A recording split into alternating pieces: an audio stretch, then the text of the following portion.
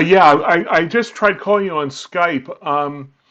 I've been rejiggered everything, and I think I've got a solid stream. I'm not getting any error messages anymore, and I've down res stuff and everything.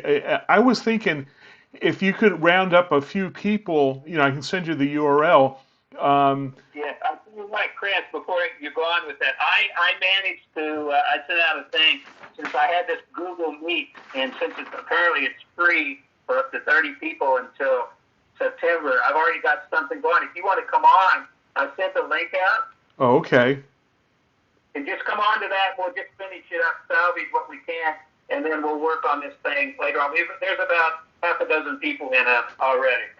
Okay. All right. So let's see. Google Meet. You just on your Google account, and if you go on to the DC Hi-Fi Group email I sent you, there's a link. You just click on that link, and I think it just lets you in, and you do the prompts or whatever. Okay. Okay. Wait a minute.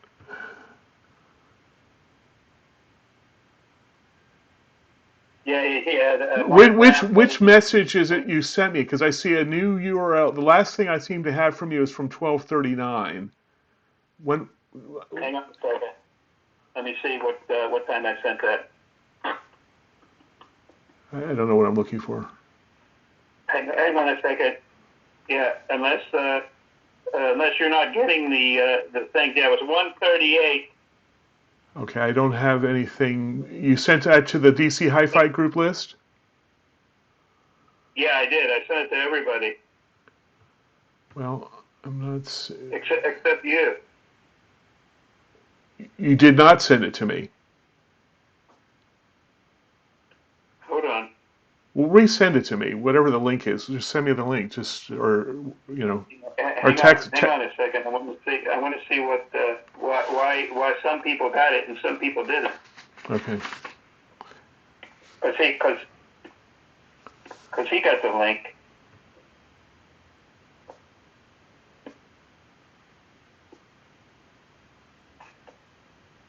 Yeah. Oh, I see what. Hang on a second. I see what happened here. Right. My own internet I'm sitting next to threw me out. Out for the phone. Can you believe that? Hold on, Chris.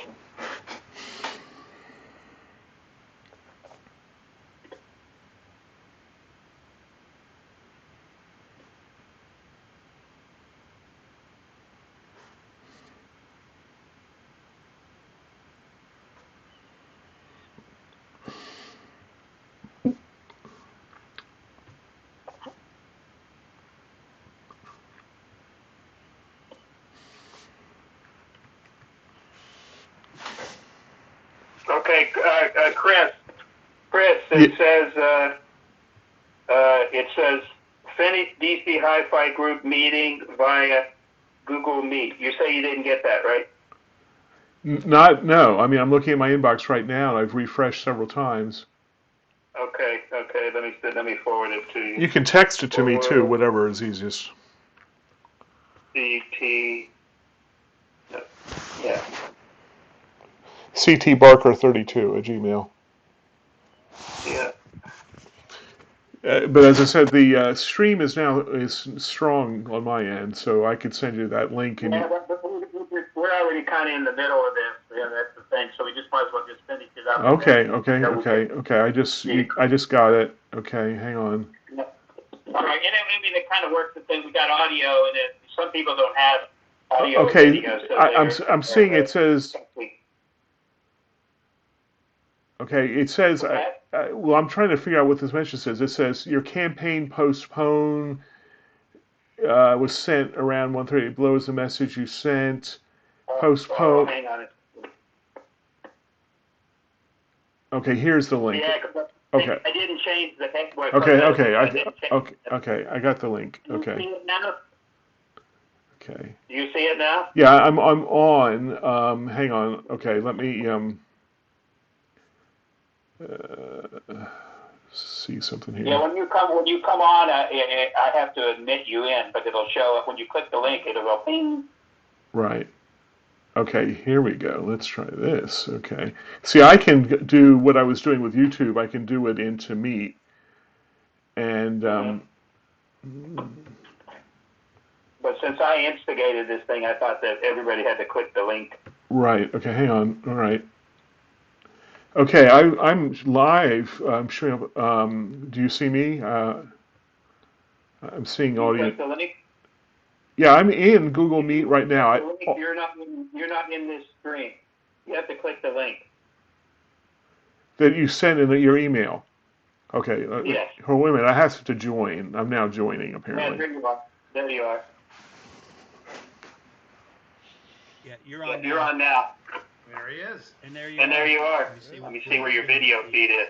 Are Are you there? I seem to be. Oh, there you are. Yeah, there you Oh, are. there you are. Right. And okay, what I'm doing is I'm actually using my. Let's see. Sounds like you're still on your phone, bro. Yeah, Yeah, I gotta shut the phone. You Okay. there, Chris? Yeah. Okay. Yeah, I'm here. Do you hear me? Yeah, I hear you fine, and there's no glitching. Okay. You still hear me? Chris, you muted yourself. I'm Well, you muted. just muted your mic. Okay. Yeah. Well, Yeah. and do you see me or just hear me? No, both. Well, Okay. You see me? Yeah, I see up in the corner. You should see me like in a split screen there with Yeah, with the Skype symbol. right. Yeah. I mean, somebody you could call me John on Skype, and I could do So this is, what I'm doing is more flexible in terms of multiple stuff. But that's fine. Okay. Well, So I was just trying to salvage something before people all got away. right. Okay. Okay. Well, that's fine. Well, good. Well, do you want to proceed ahead here then? Yeah, I already filled them in on a lot of stuff that I wanted to finish up with. So you've got a bunch of stuff. Go ahead and talk about your stuff, some interesting stuff too. Yeah, I do have some. I do have some good stuff. So hang on for a second here. I just have Let me a just. question here. I definitely want to hear what Chris is going to say. But do we know what happened? I'm thinking about rescheduling the call that didn't go through. Do we understand? Does anyone know what happened, and is it avoidable? Well, it's. Yeah. Well, I'm not sure. I changed some things, and I. Let me see here. Okay. Okay, I'm fiddling with stuff here right now. It's either YouTube was having a problem or my setup changed and it wasn't good, and so I, that's what I can't really explain. I think right now actually I was live streaming. Actually, I think I'm actually still streaming to the web. Let me just look at something here real quick because I've got a lot of stuff going on because I was testing. Yeah, actually, this is it's kind of going out over the web too. Interestingly enough, at least my part via YouTube, I could play it back, save it, and play it back later because the stream is now working on YouTube. Um, Actually, I can show that to you here. Somebody mentioned this. We had some really serious lightning storms yesterday. I wonder if some equipment involved in all this is not up yet or Right. something. Yeah, exactly. Yeah. So, yeah, any number of things. I think I can get it working again for another attempt down the road, but John has been resourceful and got this working. So, that's fine. Actually, I think maybe I'll just keep the YouTube thing going because I could save this. I don't know if the Meet has an ability to save it, but I could save it for later. People could come in and later view it, John. So they might have some value there. So I think actually that's what I'll do is, and you're still seeing me okay here. Yeah, I got you. I got you here. Right. I see your YouTube screen is up there. Yeah, you saw the YouTube thing there, and good. Yeah. I'm probably the weak link here because now my son is on gaming, so with it, so we'll hold it as long as we can. So, but anyway, you go ahead and do your thing, what you were talking about, because I was dying to know a lot of these things that you were going to bring up. Right. Your agenda. Okay. Yeah. Let me just do one quick adjustment here, and then I'll get to it. Um, let's see. Yeah. Okay. Right. Okay.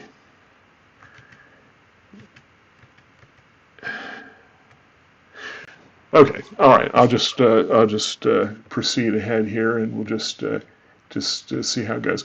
Okay, yeah. So yeah, I had a whole list. I had a ton of stuff, unfortunately, that I wanted to go over, but I guess I've posted some of this in the forums, and so that's a good place to kind of follow up on some of this stuff or ask me questions. But Oh, one by the of way, Chris, just one thing I wanted to add. I don't know on this free version how much time they give you. I think they give you 30 people, and I have no idea with time. So we've been on yeah. here, what, 20 minutes or so. Okay. Well, if it cuts out, it cuts out. We'll just. Yeah, you're right. I don't know, but we'll see. But as long as it works, and as I said, I'm kind of saving this, so maybe again, I can repost it for people to look at down the road. Okay.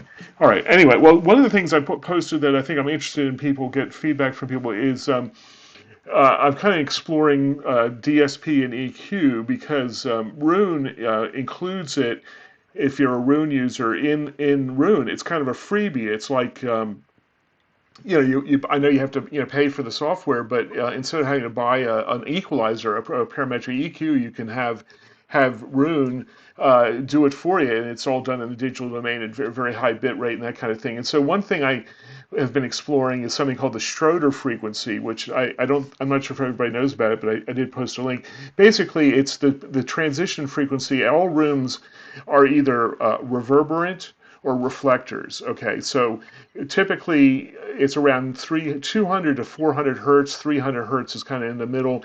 Anything below like 300 hertz, you have reverberation, and that's where we have your bass problems. You have your modes. Every room has a mode at 50, 60, 100, whatever the issue is, and that can really affect the sound of your system, obviously, and even affect higher frequencies. The above that is the reflector mode, and that's less problematic, but because high frequencies are more beam like, they reflect. And so for instance, in Roon, if you have Roon, it's very simple to put in a PEC, a parametric EQ. And what I'm doing with some of my speakers and rooms is I have a default setup of EQ at 300 hertz, 2.6 Q. That's a fairly narrow bandwidth, and then a 6 dB cut, and trying that out. And then also, if I'm using like a bookshelf speaker, which obviously has very limited bass response, in the 30, 20 hertz range, I put a high pass filter in to around 30 hertz for a bookshelf speaker, for example. And I just want to encourage. I know there's some in the group that have Roon. You might play around with it. I know, as an audiophile, we've all been trained not to be. We want to be purist and don't want to do a lot of stuff. But today, computer power is free basically, and again, it doesn't put a load or a cost on your system. And if you're listening to Roon, you're already listening in the digital domain, so it's very, I think, effective. And I think it's something to look into. So that's something I've been exploring. Also, in that same Chris, I, vein, I, Chris, I have a question. sure, certainly. Yeah. So, do you just do trial and error, or is there a microphone and measurement involved before you do Well, the yeah, setting? you could use measurements. You would have to get a little more involved because you'd have to get another piece of software called REW, which is free. But then you hook up an instrument microphone, so it's a little bit more involved. It's not hard per se. Uh, Right. but another easier way to do this is anybody who has a phone today, a mobile phone, is download a spectrum analyzer for your phone.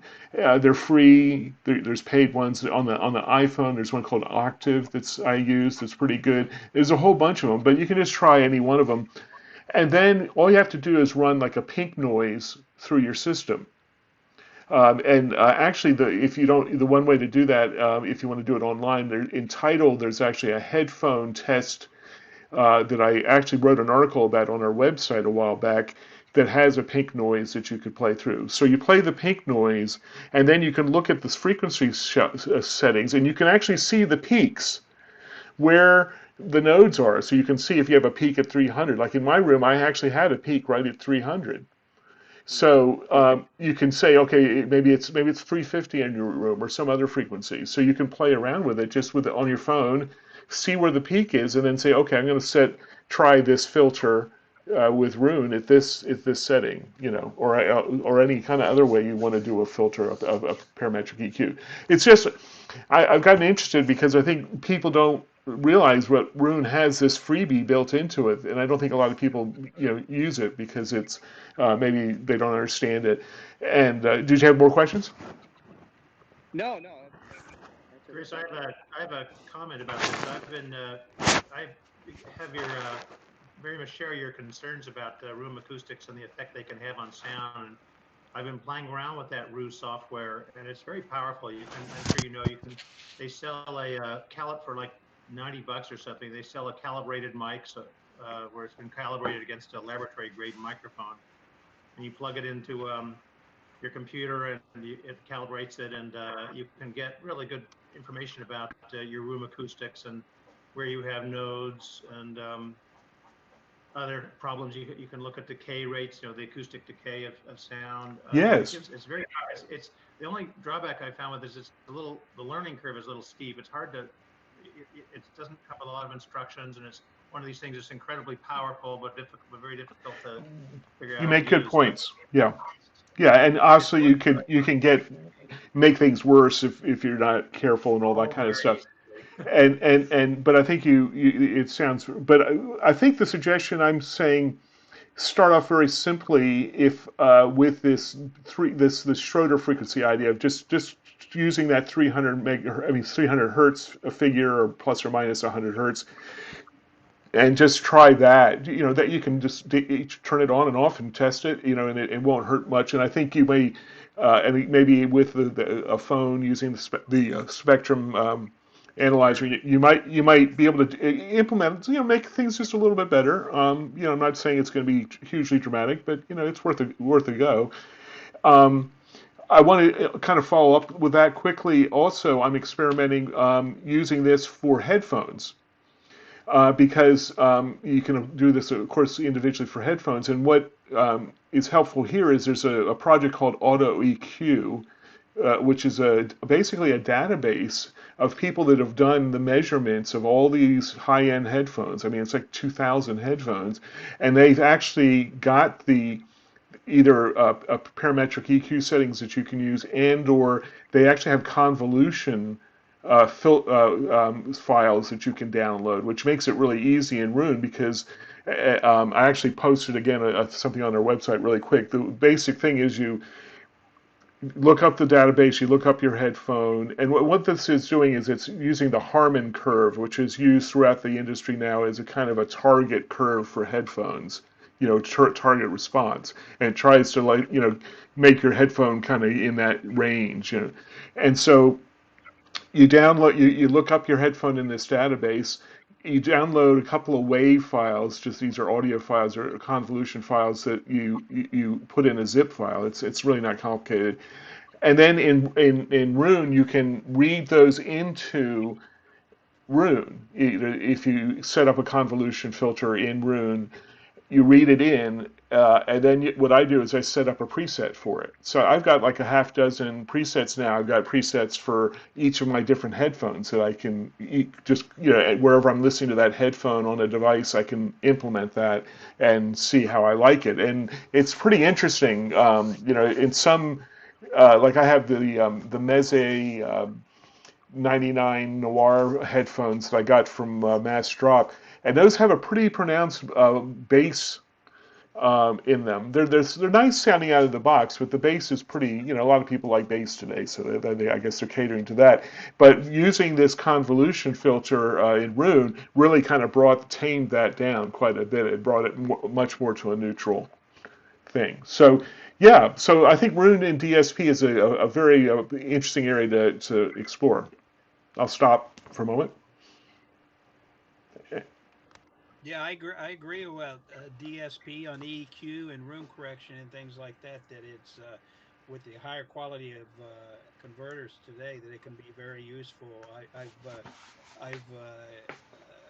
talked with and have sampled a number of room correction algorithms for pro audio use, as well as studio guys by some sound firms who do this, and it's pretty impressive what it can do as far as making it all sound better. And EQ, I can tell you that with the way headphones are today, I think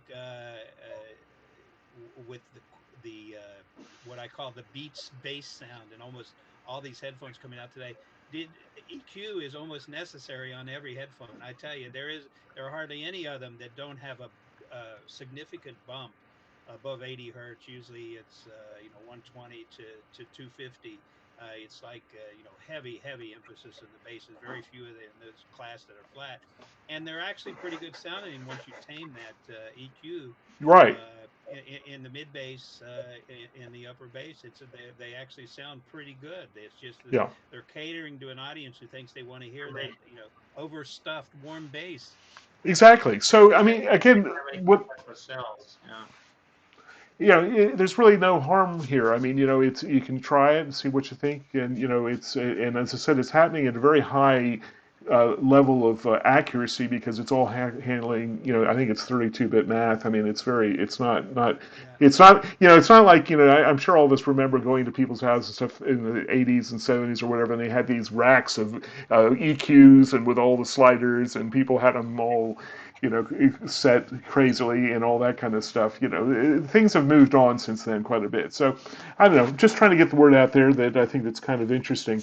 Well, it's interesting you say that, Chris, on the EQ, because yesterday before you came on, I was talking about one of my new favorite old recordings I'm listening to is Jerry Garcia Band.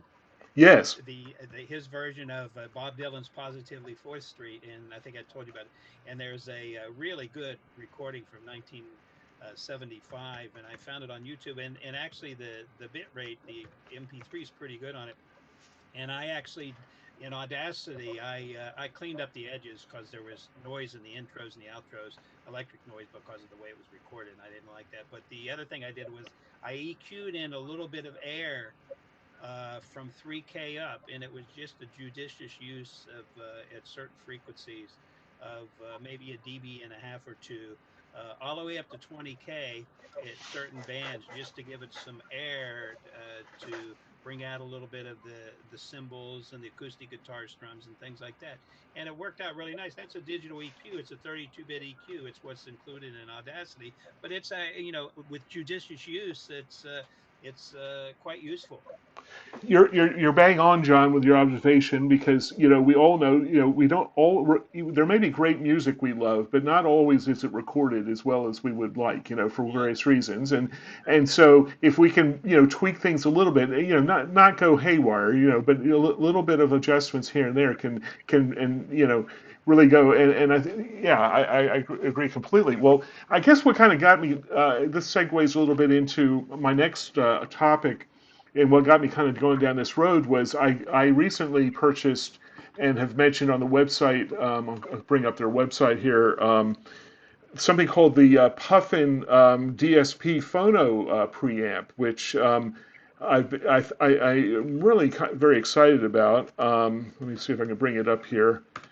Here we go. Here. What this is, I'm bringing up their webpage here. So I don't know. Is backwards here. Your screen is mirror imaged. Yeah. It's upside down. It's No, backwards. it's mirror image. It's reversed. It's reversed. Yeah. Okay, that's interesting. Selfie mode. Yeah. Okay. Gosh, let's see I if I think can. I think that's a Skype thing. Actually, it doesn't matter unless you want us to read something. Yeah, not necessarily. Let me see here. Let me just look at settings real quick here if I can do anything with the video. Sometimes you can swap the camera. I don't know. I'll have to look at that. Well, You can see the device. right. You can't read. Yeah. Okay. No big. No, it's no big deal. I was just trying to illustrate what I was talking about. Basically, the park, whether it's reversed or not, you can kind of see the picture there, I guess, right now. Basically, this is a phono preamp, but it's unlike any phono preamp I've personally ever had. And what's different about it is this is a digital DSP based phono preamp. Now, I've been racking my brain. I can't remember if anyone has ever quite done this before. I'm sure somebody's tried it, but again, along the theme of computer power being kind of free, what this guy has done is basically he takes your low level signal from your vinyl Phono and takes it in and digitizes it right away, and then uses a DSP processor that he programs in it to do all the RIAA, EQ curves in digital, and then does the conversion back to send it back either out analog, or you can optionally actually buy an add-on. He'll include a SPDIF digital out if you want to use your own DA DAC converter. And the thing about this is it has like about 24 different parameters that you can set with this, including and this is kind of where I got the whole thing about the Schroeder frequency. It has a room EQ built into it. So you could actually, if you're just listening to vinyl, you could use this device to set up your room EQ using that 300 hertz thing we talked about. But it also, for example, let's say you have a moving coil cartridge, and some people think that some moving coils can be bright and that kind of thing. And it has a tilt, what's called a tilt thing, so you can actually make it, tone it down with tilt frequency, or make it brighter, warmer. It even has a second harmonic EQ that you can put in there, that a filter that kind of emulates a tube circuit, that kind of thing, because it's all being done in digital. Another thing it does, for instance, it has a mono capability for playing mono records, and not just mono, but you can choose which channel you want to play back. Let's say you have a mono record, and maybe the right channel is quieter or better than the left channel. You can choose that because they're going to be the same signal, just one might sound better or be quieter, for example. I think this is kind of a game-changing product. Frankly, it's only about $500, so it's not like an uber expensive product. So it's within the reach of people. I know that some people that are into vinyl and analog are, very purist, and so the digital conversion could be a turnoff. I mean, that could be a bridge too far. But if you can get over that idea, okay, we live in a digital world. I think this is a very interesting product. The sound quality, I think, is excellent. I've been playing it for a while, and I have no problems with the sound quality. And he puts out regular software updates. So he added actually 2 software updates ago. He added in a feature, he calls it the Magic Filter, which actually is a limited form of a tick and pop reduction that he includes in it. It's not he doesn't bill it as a full scale assault on, like the Sugar Cube, I guess would be a product to compare it to. But it does make vinyl a bit quieter. He basically says it'll make bad records kind of sound, listenable, and really good records sound really, really good. That's how he kind of bills it. So if you play vinyl, I think this is a very interesting product. Any questions? Chris, does it offer equalizations other than RIAA? For some old 78s or even some early LPs use other equalizations that are kind of hard to come by normally. Yes, I believe it does. I got to double check it. I have so many Phono preamps I get mixed up which offers which. I think it has more than just one standard RIAA. I'm pretty sure.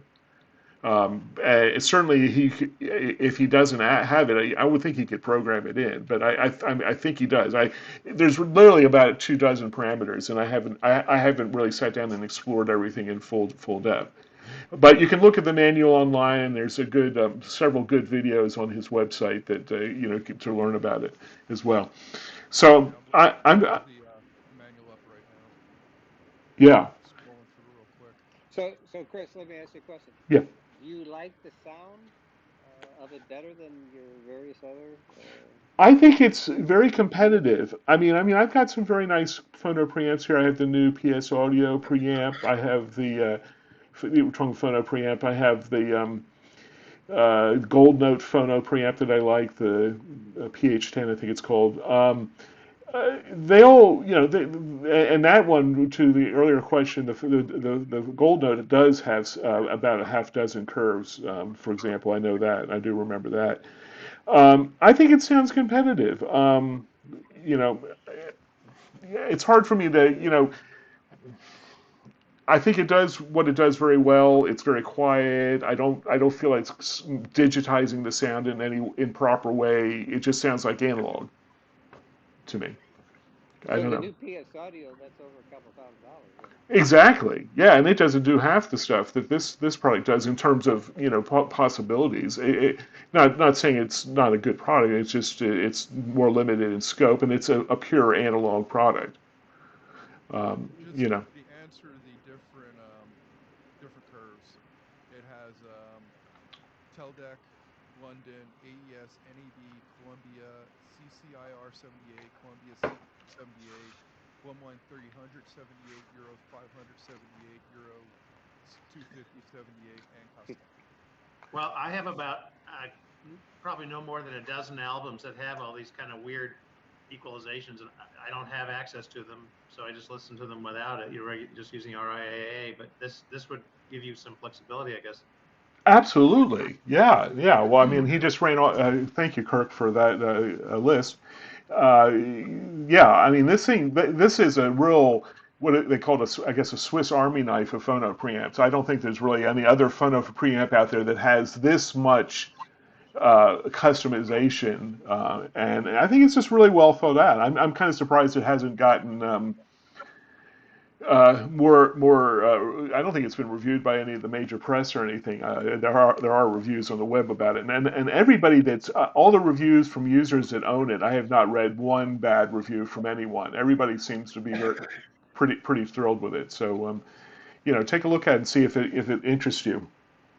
I can keep moving on, or am I? I don't want to hog the. No, I mean, it's your turn. You've got that posted up on the website too, right? It's in our forum, yes. Right, right. I got a thread going there that people have responded to. Sure. Okay.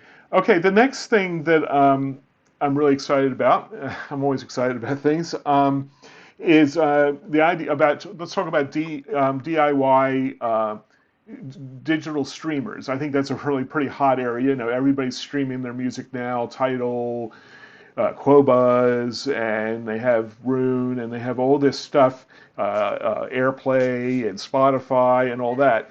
And you can spend a good amount of money on that. You can spend a thousand, 2,000, whatever you want to spend on that kind of thing. Well, the product that I like, I'll just bring it up here. Just you can look at the pictures for a moment here. There's a company in Switzerland called HiFiBerry, and they've been making some very nice they're called Raspberry Pi hats. These are DACs, essentially, that you can add on top of a Raspberry Pi.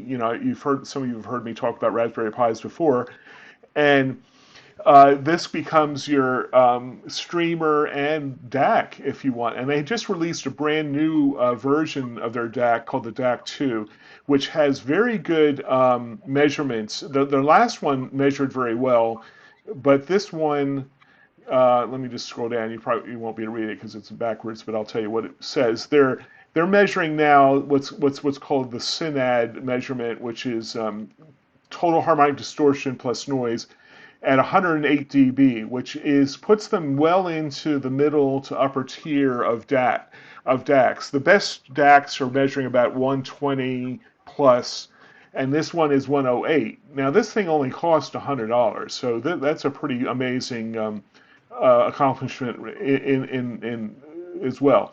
I just received mine. I bought one from Switzerland the other day. I haven't had a chance to set it up, but in conjunction with this is their HiFiBerry OS, which is a Raspberry Pi micro SD based distribution, just like something like RoyP for Roon, or the Pi Core player that's used for squeeze boxes. These are basically just little miniature operating system distributions that are just do one thing, and that's basically distribute audio, or become clients for your distributed audio. And this is how I have all of my audio in my house. I use little Raspberry Pis around my house with various configurations to stream Roon for the most part is what I do.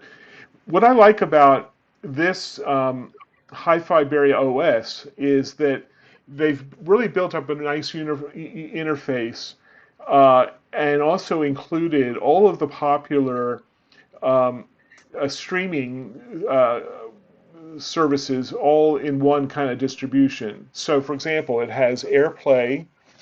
It has can support Bluetooth, so you can even use your phone to this. It supports DLNA, which is also known as UPnP, which is older file-based streaming technology. It supports the Squeeze box, it's stuff from the Logitech Media Squeeze box. It supports MPD, which is the music player daemon, also known as products like Volumio, and Mood is another player out there. There's a bunch of them out there. It supports Spotify, which is very popular these days with a lot of people. It supports Roon, and actually you can do direct radio web streaming. So you take basically the way this works is you buy the DAC2 or whatever DAC you want to put on your Raspberry Pi, and then you download this Hi-Fi Berry OS, and you put it into a on a micro SD card. All it's basically just you get a little piece of software. It's called burning to a micro SD. You basically stick it in, into the slot on the Raspberry Pi, plug it into your network, and you're basically up and running very quickly. I mean, I can walk anybody through it. It is not hard to do. And so for well less than $200, the cost of the Pi, which is 35 plus this $100 if you get the deck, I would put this up against any DAC streamer, sound quality wise, measurement wise, costing thousands of dollars. This is basically all those boxes are doing from a lot of people. And so if you're willing to just spend a little bit of time, I really encourage you to take a look at this. One other quick thing is HiFiBerry has a DSP module that you can stack that on top of all of this. They've got a new one coming out. They don't have it out yet for the DAC2.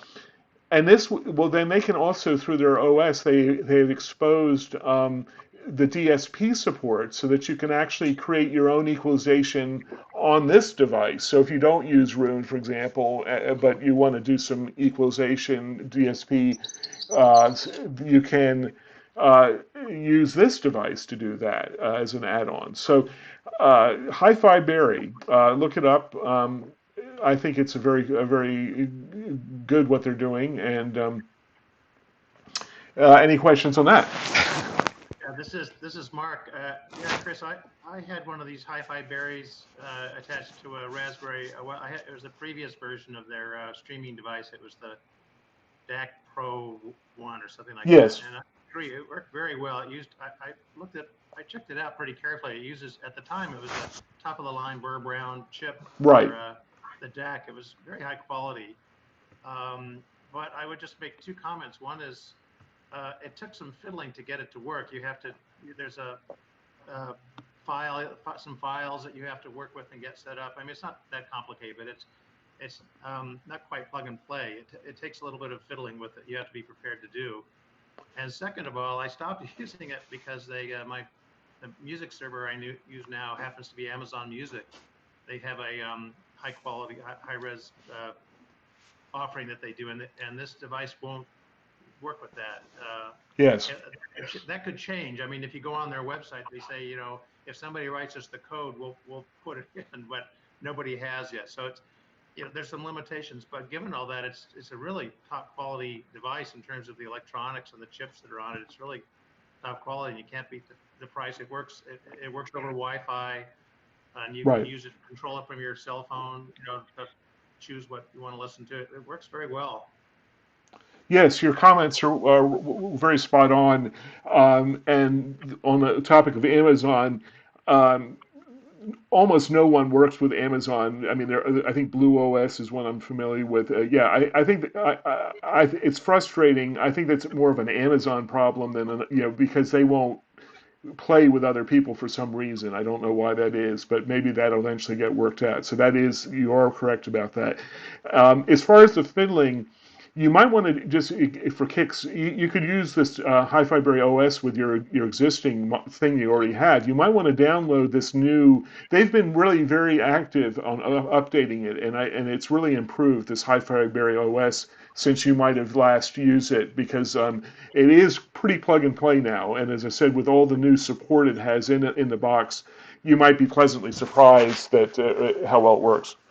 Well, it's funny you bring that up because I just received in the mail yesterday a new Raspberry Pi 4, and the device they call it's just their stream. It's not a DAC. It's just a SPDI FIO device, and I'm going to fire it up. And I hope you're right about the software there. It's a rather complicated looking device. Otherwise, I'm hoping that their operating system will handle something like that. So I'll let you know. Right.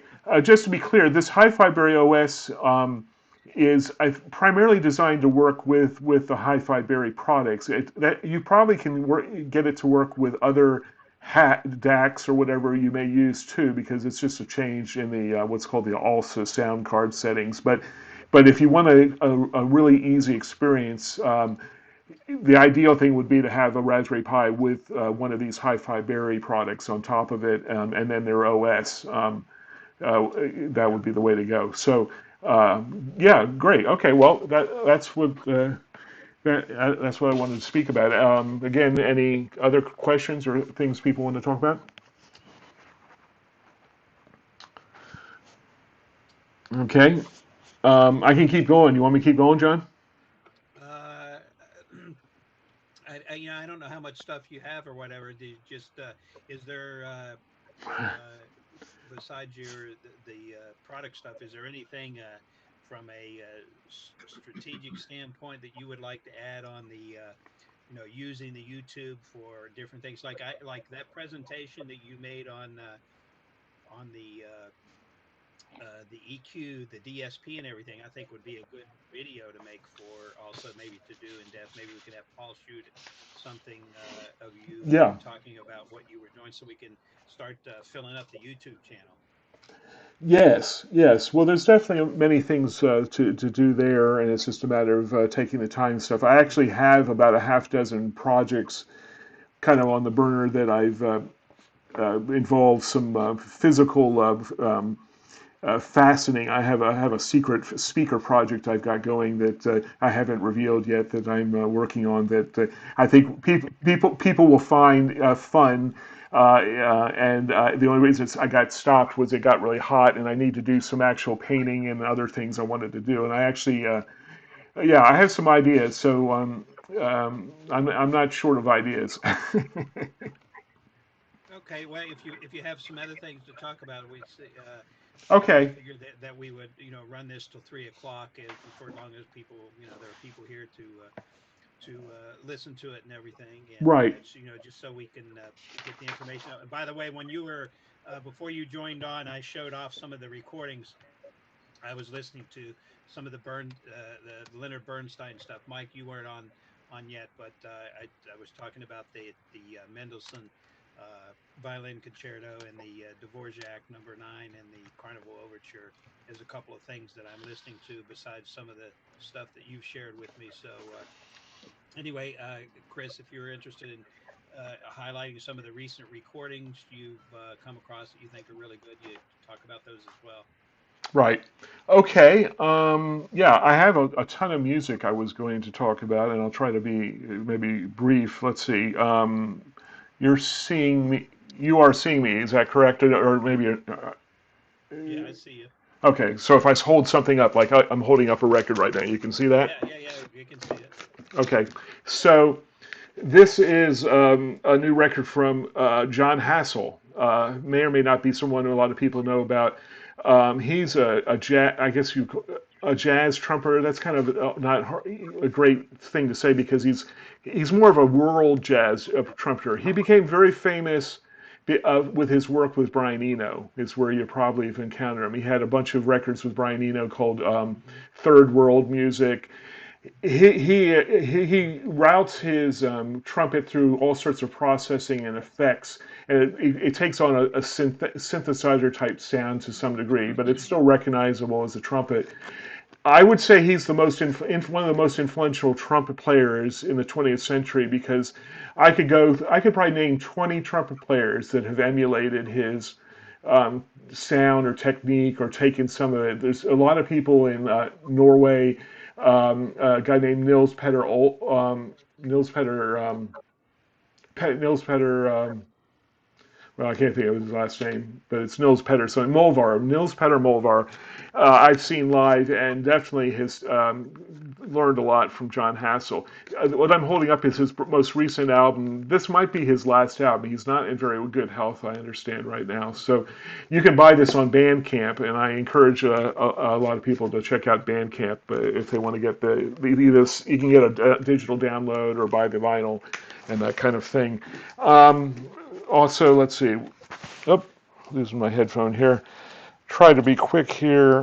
One of the persons I wanted to talk about, one of my musician of the day, so to speak, was a musician. Her name is Effie O'Donovan. It's spelled Aoife O'Donovan, and some of you may or may not have heard her. She most famously was the old Prairie Home Companion show. That's whatever that's the update to that show was called. I think Live from Here or something like that, which has been canceled unfortunately now. But it was being hosted by Chris Thiele, mandolin player, and he was famously in. Nickel Creek was his big band that he was in at a very young age. Effie O'Donovan, a guitarist and singer, was on that program a lot. There's a brand new album out called Goat. What do we call it here? Yeah, Goat Rodeo. This is a follow up to earlier albums, and it has an all-star cast of Yo-Yo Ma, Chris Thiele, Edgar Meyer, and Stuart Duncan are the primary. This is an excellent recording. I think it was recorded, if I read it correctly, at James Taylor's studio. I think he's in Vermont or something. And also, Effie O'Donovan does some background singing and vocals on this album. She's not the featured, but she's a guest person on the album. This is an excellent recording. If you like, I would call this not new age is not the right word. It's kind of a crossover between folk, classical, jazz. It's a real kind of a mixture. Good recording, can recommend it, and great music if you like that kind of thing. I want to also just mention Effie O'Donovan has a Bandcamp page. Again, her latest album on there is a pairing of her vocals and guitar with a string quartet, and some of the most beautiful music I've heard this year. Really, really, really stunning kind of stuff. And I guess keeping in this mode real quick is the new album from Sarah Jarosz, another young and up and Sarah's only in her 20s, but she's already won several Grammys, put out some amazing albums. This is her most recent album. This one is produced by John Leventhal, who is the husband of Rosanne Cash. He is a great guitar player, great producer, produced the great album by Sean Colvin, A Few Small Repairs, if you know that album from years back. This is a great album from Sarah Jarosz. Sarah Jarosz also is in a band with the Effie O'Donovan woman I'm talking about called I'm With Her. So there's a lot of cross mixing of these people and music, and I think it's all really good stuff. Chris, how do you spell her last name again? Yeah, it's O'Donovan, O''Donovan, or whatever, however O'Donovan is spelled. The last album you mentioned. The last one. I'm sorry, Sarah Jarosz, Jarosz. That come through? I wouldn't have got that from hearing it. Yeah, I understand. I'm not sure what the derivation of that is, but real quick, everybody loves Neil Young. This is his album called Homegrown. This album was made actually, I think, in the 70s. This thing is like at least 30 or 40 years old. he never released it for whatever reason. Neil Young is very mercurial in that way. So this is a purely analog recording for one. Most vinyl today, a dirty secret is it comes from digital files because that's the way most music is recorded today. So if you want to hear a real acoustic album, this is quite an interesting album. It's pretty darn good. And if you like Neil Young, you like Neil Young. But so homegrown. Um, there's some interesting stuff on this. Yeah, it's all over the place, but it's a kind of a message from the past, a kind of a Back to the Future kind of situation. So that's that. Let's So see. was that after the Crazy Horse days? Or? It's kind of it came out. I don't know if they show the date when it was originally recorded here. I'd have to look it up. I think it's like somewhere around the Harvest time, plus or minus a few years. If you know that, that was one of his big Yep. records. Somewhere it's in that general vicinity. That's what's crazy about this. I mean, this has been bootlegged for a long time because I have a friend that's like I don't know, deep Neil Young person, and he knows all about it. And I think a lot of these songs have kind of showed up, they leak out somehow, but never an authorized release. And Neil Young is very into acoustic music and recording and stuff, so these are. Yeah, it says here, source mastered from original analog tapes. So this is a rare analog record you can get in 2020. Chris, what was the name of the album again? Yeah, it's called Homegrown.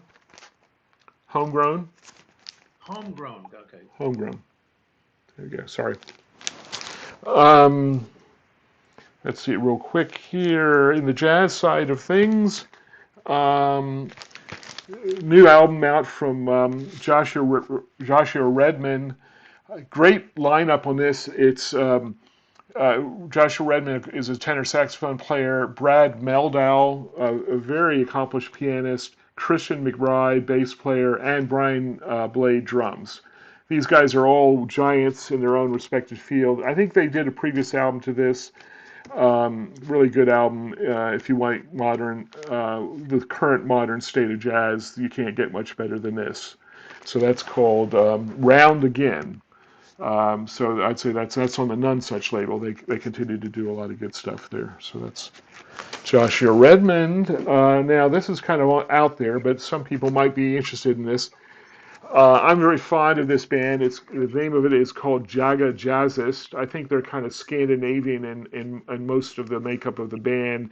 I would say if you like Frank Zappa instrumental music, this is right up your alley. This is a really I'm a big fan of the instrumental stuff of Zappa, his orchestral music and that jazzy stuff. And this band, I think, really, is working that vein of music very well. They had some really good albums. It's a kind of big band, rock, jazz, kind of, as I say, Frank Zappa-esque type sound, being instrumental stuff. So this is their latest album. It's called Pyramid, and the spelling is, I think it's J-A. G-A, and then Jazzist, Jazzist. Jaga Jazzist. Good stuff for the adventurous out there. Two more, and I'll finish up here, is Bill Frisell is very prolific. He is one of the great guitarists going out there, mainly considered jazz guitarist, but I would say he dips into the whole, what I call Americana, folky guitar traditions as well. This is a trio album on Blue Note, and it features what are the players here? Roy Royston, a great drummer, and Thomas Morgan, I guess, is on bass, or I think on bass. So that's his brand new album. It's called Valentine. He comes out with records quite frequently, so if you like Frisell, you probably know about him. Great guitarist. And finally, this popped up kind of surprisingly, a brand new Bruce Hornsby album. On the last stream, I talked very well about his previous album to this, and this he had just come out. I guess he's just cranking out the records right now. This is called what is this called? No Connection. It's called No.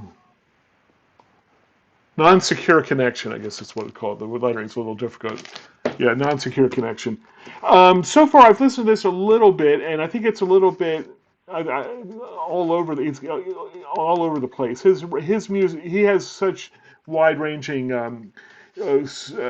ideas about music. You know, he's I guess classically trained in jazz and folk and rock and stuff. This has got some good stuff on it. I think I like the last one a little bit better so far, but this is if you like Bruce Hornsby, you'll probably like this album as well. It's another winner. I have one other quick thing music-wise that I think just broke that maybe not everybody knows about is did everybody see or hear that the Baltimore Symphony Orchestra has just got a 5-year contract that they announced yesterday. So they're coming back. They're going to be. They've guaranteed all the musicians are going to be paid for 5 years, and they're going to have live performances. They've really been in. I think I hear somebody clapping there. Maybe they've really been hit hard because between their funding difficulties going into 2020 and then the whole COVID thing, they were really on death's door there for a while. And I think that it is great news. I think we can look forward, hopefully, to some really great classical music. You know, the Baltimore Symphony plays at both Baltimore at Meyerhoff and also here in Bethesda at the Strathmore, so we get to the benefit of that sharing and stuff. So I'm really hoping and I'm planning on going to live music one day again. I hope that we'll get to hear some great live music, including classical music. So I'm going to pause there and see what people have to say. I actually have one or two albums that people might be interested in. First is by, I believe she's British, Leanne Lahavis. It's her self-titled album that just came out July 17th. A little bit R&B flavored, pop rockish, but it's not top 40 pop rock pop. And another Sounds one, interesting. Can you spell that? I didn't catch the name. Leanne Lahavis. It's LianneLahaveas.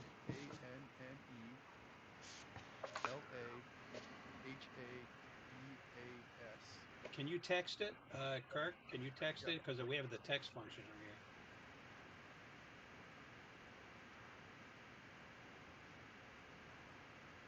Hello? And Yeah, there you go. So I just brought up the chat. Yeah. Cool. So, it's self-titled. It's her self-titled album. So, but she also has a couple other ones that are really, really good. I remember hearing her quite a few years ago. And another one that is Americana, blues, southern blues, southern rock. Wark and Poe. I've heard of them. Yeah, I've heard them. Yeah. They have a new one, and it's called Self-Made Man. Cool. Comes in with some great guitar riffs right in the very beginning. Like the Great. first two notes they hit you are some really good guitar riffs. Fantastic. Thanks, Kirk. So, well, Chris, or does anybody have anything else? I'd like to thank you guys for helping us, recover this meeting. I have. Yeah. Well, you saved the day, John. I give you full credit. I do have Well, one. we put something together so we Yeah. could do it. So we're going to work on either Zoom or one of the other ones, make it work Right. a lot smoother next time. But keep in mind some of the suggestions I had. By the way, I was just Ron Ziegel texted me that he wants to meet up for Half Price Burger Night up at Quincy South, which is up here in North Bethesda. There's an opportunity to get a few of us together if you're around or up here in the Rockville, Bethesda area. So anyway, they have outdoor tent too, so you can space out pretty good outside. Mike Rosansky knows it pretty well. He and I go there pretty often. So if anyone who wants to, just hang out with a couple of people, Great burger. have a beer and a burger. What's that? Great burgers. Yeah, great burgers. I do have one real quickie, music-wise. I gets in. Um, it's kind of a guilty pleasure because it's not usually something I listen to, but I kind of enjoyed. There's a band I've heard about. I heard recently called London Grammar, who are kind of I would say that the vocalist is kind of in the Adele kind of realm of musicians or singers. To give you just a reference point, what's cool is they had this song called "Hey Now." It's on their one of their I think it's their first album possibly, or you can look it up. It's called "Hey Now." Listen to you want if you want to listen to a test track on your audio system. What's cool about this track is it starts off very minimally with just an electric guitar, very quiet, and this woman's voice, who she has a very strong voice, but very pretty subdued. And then about a third of the way into it, there is this massive amount of bass that comes in. I mean, if you want to see if you're how much bass your system has, this is a great demo track. I mean, yeah, I just it's just the contrast between the very quiet, minimalist voice and guitar, and then this amazing bass that comes in. Yeah, it'd be an interesting thing to get people to play that track on their systems and just hear what their responses and stuff and everything. Because if you've got a full range system, you're going to be hearing some amazing, amazing bass response. So They look like London, they're 15 years old. yeah, they're pretty young, but I think they're pretty popular. London Grammar, Hey Now is the track that Yeah, I've I'm been. going to check it out. I That just Check it out. that album was recorded, I forget, it's about 7 or 8 years ago, I think, at this point. Yeah, really. So they've been around for a good bit. Their second album's not as good as that one. That Yeah. one's yeah, a great, So you know it. great Yeah. album. yeah. Cool. All right, Yeah, guys. Well, I I had appreciate it. something. I Oh, had sorry, something Don. to add. On the Fresh Air, the NPR Yeah. podcast today, today or yesterday, they had a retrospective on Charlie Parker, who was born 100 years ago today. Yeah. I knew that was going to be on. Yeah. It's Was it interesting. good? So there's I would say about half of it's about Charlie Parker, and then they interviewed guys who played with him and kind of in the bebop movement Hmm. and so forth. So very good. Yeah. Cool. 92Y has the whole month of Charlie Parker streaming live. Oh, really? Really? Yeah. Yeah. Neat. Wow. A lot of Charlie Parker. All right. By the way, so if you guys have musical recommendations and stuff like that, let's start feeding more onto the forum. Any of those kind of things that go up onto the forum will create, more search engine information that people search out, and that brings more visitors. And if bring in more visitors, then people in the area, they become interested and join up. So if we start just posting stuff up there, under recommended music and gear and things like that, that beefs up the website presence and the search engine results for us, which is all good for us as well. I find this very useful. I enjoy this part of our presentation. It gives me something to do. I can go check out some of these recordings that I haven't heard of before. By the way, I if appreciate anybody that, ever Mark. That's good. if anybody ever wants to go with Mike and I to that little bookstore, it has all those used CDs. There's a great Italian restaurant right next to it. Right, Mike? What's the name of the restaurant? Vignola. Yeah, Are you talking Vignola about the over on second story books? Parkway. Yeah, yeah, Second the little story. bookstore. Yeah, I was there. That's when you called me, John, the other day, and I said, I was in Oh, a you were record store. there. That's where I was. Yeah, I Yeah, hadn't. that's where I buy my a lot of my CDs. Yeah, I hadn't been there in literally 6 months, and I didn't know if they were open or not, but they were, and they said they had been open about a month and a half or so. Yeah, So I picked up a whole bunch of music there on the cheap. So yeah, I know that Italian restaurant as well. I've been there. yeah, it's very good. Just So, make all sure right. you bring the chair with you. Yeah, bring a chair. There's not very many places to eat. We'll have to eat out in the park. But we can social distance. But by the way, across the street from there, there's a new Indian restaurant that's opened up. Right now, they're just carry out. It's called Biryani City. The food, the food is very good. I can tell you. So if you're looking for Indian in the Bethesda Rockville area, it's very good there. All right, guys. I appreciate able to come in and let's stay in touch. And we're going to be working on some of these other things that we chatted about. We'll have a summary in the next newsletter, and then Chris is going to put some of the video up on the YouTube channel of this meeting. I think he was recording some of this. So. Yeah, the stream isn't it, just when you don't need it anymore, it works perfectly. So it's been stable the whole time. So this whole, since I've been on at least, will be is recorded, and I will save it for posterity, and you can Yeah, point. and then we could save these. I think I'm going to get a Zoom account too. I think it's better to have 2 or 3 of these, and if you have a problem with one, Right. and you get people used to, you shoot Yeah. over to the other one. Yeah. Well, I think this works. I've done Zoom things. I think this works better than Zoom personally. This is my opinion, but I'm liking this the meet. Not this time it didn't, though. I mean, No, this no, time. he's talking about the The Google Meet. Meet thing. Yeah, the Google Meet. The Google Meet. Yeah, I'm fine with the Google Meet right now. I think this is seems to be All pretty right. Well, orderly. we'll figure. We'll stabilize it by the next one. Yep. All right, Well, guys. Anything you need or anything, just shoot me a text or an email. One last thought: don't wait so long to have another one of these. There's obviously the interest. Let's have another one. Oh yeah, no, we're going to do it much quicker. We're going to do them more often. Probably, we're going to probably try to get together online. I think at least even for updates every couple of weeks. Why not? Yep. All right. Okay, great. Thanks, everybody. Bye. All right. Bye. Talk to you. Bye-bye. How do you shut this thing off? Yeah, I don't know. I'm looking. I don't know. I'm looking for a button to terminate the meeting. I have not a clue. Oh well. Yeah. Well. Oh, I see. Leave call. Yeah. All right, Chris. I got to go grab some lunch, man. We've been doing this for I know. several hours. I'm sorry I messed up. I tried. But you Well, we were able to get something together on it, and I wanted to do something that was just fast and I had access to, and I figured Right. why not give it a shot, shoot an email out, and we had 9 or 10 people there at one point. Yeah, no, I think you pulled a rabbit out of the hat, as they say. So kudos to you. Well done. And I'll stop this and save. This stream will be saved immediately, and I'll post a link or tell you for people that missed it, they can come watch it and catch up a little bit. Yeah, we should think about it, see if Paul wants to come down and shoot the video, but shoot that video on the DSP thing. I think that's quite interesting, and or you could shoot something and then post it up there as well. All right. Thanks, Yes. Chris. All right. See you later. Thanks. Bye. Did you see you can also cast this meeting to a big TV or something? Yeah, you can. Oh yeah. That's part of the whole Google, Chromecast and all that kind of stuff. Sure. All of this can be very easily done. Yeah.